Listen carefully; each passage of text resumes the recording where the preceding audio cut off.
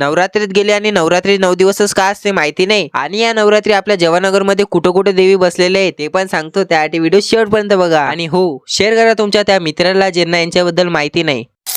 मग पब्लिक बोला ओगल हेपागुलेची मॉडेल हॅशटॅग डान्स ब्लॉगर. तर नमस्कार भावांनो आणि बहिणींनो, आज आपल्या मित्राला करायचं होतं देवीचे दर्शन. त्याला म्हटलं त्यासोबत ब्लॉगर आहे ना, तर डोंट वरी, चल तुला आपल्या जवानगर मधले सर्व देवीचे दर्शन करून आणतो. तर सर्वात आधी आम्ही पोहोचलो श्री युवा क्रांती नवदुर्गा उत्सव मंडळ. इथे अकोल्याची मोठे विराजमान आहे. आम्ही जेव्हा गेलतो तेव्हा इथलं कामच सुरू होतं, पण आता मस्त असणार. एक वेळा तुम्ही इथे नक्कीच या. नंतर आम्ही तिघं दोस्तार पोहोचलो जगदंबा प्रतिष्ठान. इथला परिसर एवढा भारी की कायच सांगू. दरवर्षीप्रमाणे यावर्षी पण जगदंबा प्रतिष्ठान यांनी नवीनच थीम तयार केली आणि मंडपच्या आत गेल्यावर अशी भव्य देवीचे रूप पाहायला मिळेल. इथे पण आम्ही आलतो तेव्हाही कामच सुरू होतं. डेकोरेशन तर मस्त होतं. तुम्ही जेव्हा येसान तेव्हा याच्याहून खास तुम्हाला पाहायला मिळेल, तर एक वेळा नक्की जा. त्यानंतर आम्ही पोहोचलो जे माता दी इथे. आता तुमचाही प्रश्न पडला असेल की नवरात्री फक्त 9 दिवसच का असते, नेमकं काय विषय? तर विषय असा होता की महिषासूर नावाचा एक राक्षस होता. महिषा म्हणजे महिष, सूर म्हणजे राक्षस. दुर्गा देवीने त्या राक्षसचा वध केला आणि तो युद्ध 9 दिवस चालला होता. 10व्या दिवशी राक्षसचा अंत झाला. म्हणूनच नवरात्रीत 9 दिवस देवीच्या 9 रूपाची पूजा होते. तुमच्यासारखं मले माहित नव्हतं पब्लिक. मी पहिली वारच गेलतो देवा पाहिले एवढं सगळ्या. त्यानंतर शेवटी आम्ही पोहोचलो कालिंगा माता इथे. इकडे कालिंगा माता राक्षसचं वध करताना तुम्हाला पाहायला मिळेल. मित्राले सगळ्या देवीचे दर्शन करून आणलं. मित्राले म्हटलं काय रे कसं सुरू अभ्यास? भाऊ म्हणे सगळं देवाच्या भरोश्यावर सोडलं.